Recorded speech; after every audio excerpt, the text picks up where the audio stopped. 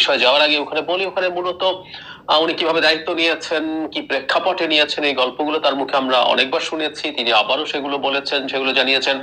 ভারতের প্রোপাগ্যান্ডার জবাব দিয়েছেন খুবই চমৎকার ভাবে, মিথ্যা প্রোপাগ্যান্ডা যেগুলো হচ্ছে। এবং তার চাইতেও খুব মজা লেগেছে আমার কাছে, টিউলিপ সিদ্দিক নিয়ে আলোচনা করছিলেন এবং এই চোর বা এই ডাকাত ফ্যামিলিটাকে নিয়ে যে কঠোর ভাষায় তিনি আগেও কথা বলেছিলেন সেটা আবার বললেন এবং দুর্দান্ত লেগেছে। এবং আমি ট্রুলি বিশ্বাস করি টিউলিপ সিদ্দিকের চাকুরি মানে মন্ত্রিত্বের চাকুরি যাওয়ার ক্ষেত্রে খুব বড় রোল প্লে করেছিল আমাদের প্রধান উপদেষ্টার বক্তব্য। তিনি দেশে থাকতেই এটা নিয়ে খুব কঠোর অবস্থান জানিয়েছিলেন।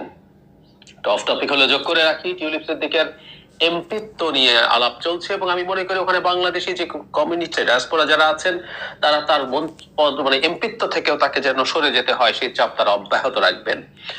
এখানে ডক্টর ইউনূস ছাত্রদেরকে যা বলেছে, বিশেষ করে শেষ অংশের কথাটাই সবচেয়ে বেশি প্রশ্ন আসবে বলে আমি মনে করি।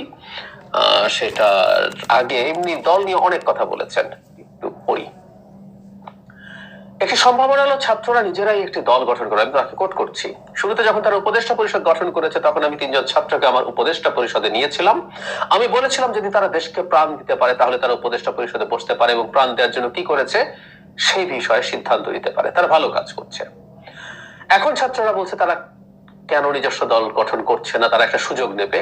তারা বলছেন যে তাদের কোনো সুযোগ নেই, এমনকি সংসদে একটি আসনও থাকবে না। কেন? কারণ কেউ তাদেরকে চেনে না।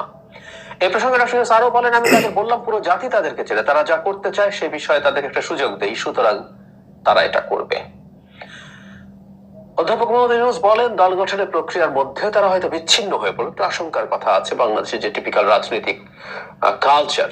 তিনি বলছেন এটাও একটা বিপদ, কারণ রাজনীতি শুরু করে সব ধরনের রাজনীতিবিদ তাদের সঙ্গে মিশে যাবে। তাই আমরা জানি না তারা আমাদের দেশে যে রাজনীতি তা থেকে নিজেদের দূরে রাখতে পারবে কিনা।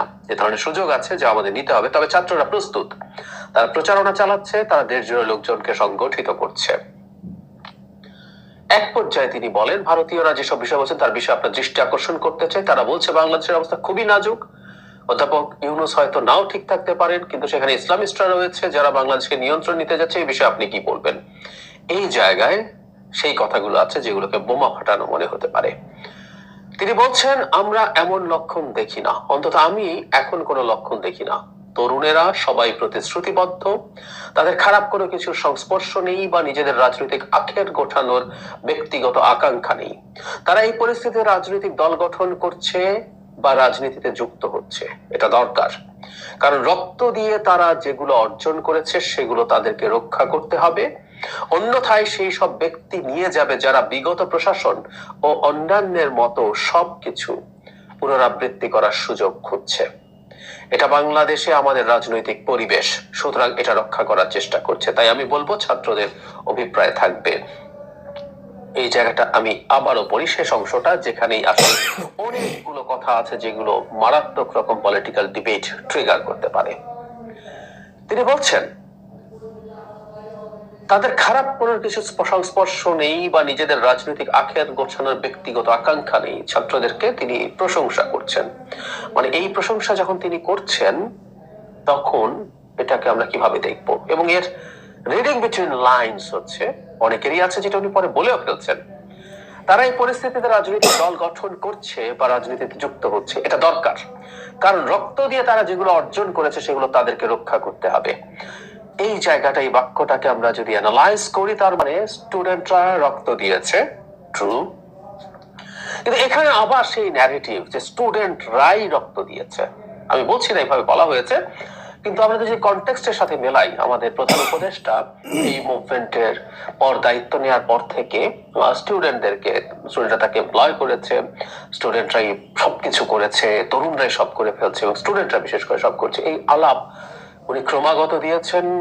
নট অনলি দ্যাট, এই মুভমেন্ট একটা মিটিকুলাসলি প্ল্যান্ড মুভমেন্ট ছিল।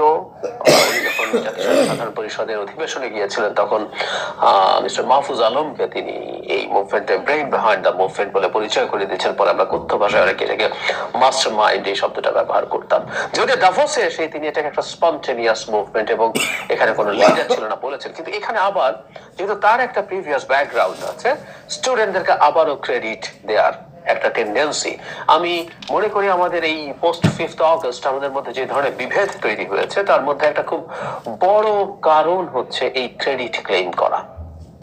স্টুডেন্টরা তার জায়গা থেকে করছিলেন, কিন্তু যখন প্রধান উপদেষ্টা সেটা এন্ডোর্স করছিলেন সেটা বিভাগটাকে আরো বাড়িয়ে দিয়েছিল।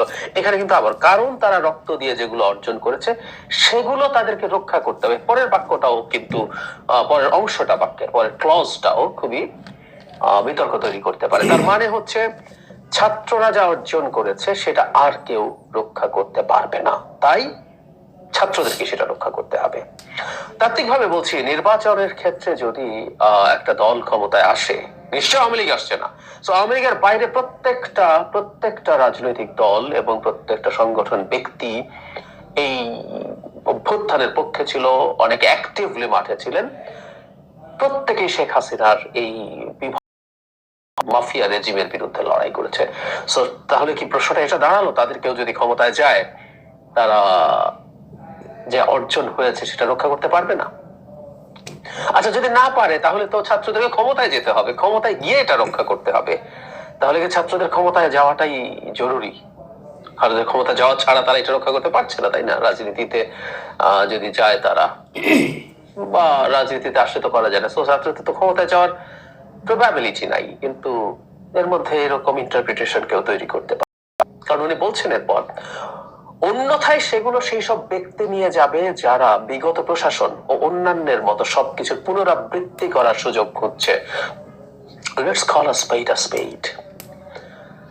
কেউ বলবেন যে বাক্যের মাধ্যমে কি বুঝিয়েছেন, যারা এটা করে তাদেরকে বুঝিয়েছেন, কিন্তু আমার কাছে মনে হয় এক্সিস্টিং পলিটিক্যাল পার্টি গুলো, বিশেষ করে যারা ক্ষমতায় যাওয়ার সম্ভাবনা খুব বেশি, যে বললাম স্পেডকে স্পেড যদি বলি, তাহলে আসলে এখানে বিএনপির প্রতি একটা ইঙ্গিত আছে, এরকম একটা ইন্টারপ্রিটেশন করা যায়।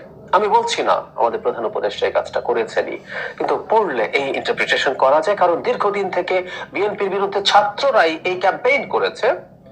নট অনলি স্টুডেন্টস, জামায়াতও এই ক্যাম্পেইন করার চেষ্টা করেছে। তারাও নাম না ধরে বলেছে যে এক গ্রুপ গেছে, আরেক গ্রুপ খাওয়ার জন্য উদ্গ্রীব হয়ে আছে, সেই জন্যই তারা খুব দ্রুত নির্বাচন চায়। এই আলাপগুলো জামায়াত করেছে, এই আলাপগুলো ছাত্ররাও করেছে, আমাদের চোখে নিশ্চয়ই পড়েছে। তো এখানে যখন প্রধান উপদেষ্টা একই ন্যারেটিভ, একই বক্তব্য দিয়ে এক্সিস্টিং পলিটিক্যাল পার্টিগুলোর প্রতি ইঙ্গিত করেন, সেটাও কিন্তু খুবই প্রবলেম্যাটিক। তারপর বলছেন এটাই বাংলাদেশে আমাদের রাজনৈতিক পরিবেশ, সুতরাং তারা এটা রক্ষা করার চেষ্টা করছে। তাই আমি বলবো ছাত্রদের অভিপ্রায় স্বচ্ছ থাকবে। কোন সময় এই বক্তব্যটা আসলো? যখন কয়েকদিন আগেই বিএনপি মহাসচিব সরকারের নিরপেক্ষতা নিয়ে প্রশ্ন তুলেছিলেন। উনি প্রশ্ন আসলে তোলেন, উনি বলেছেন সরকার যদি নিরপেক্ষ না থাকে তাহলে সেই সরকার নিরপেক্ষ থাকা উচিত হবে।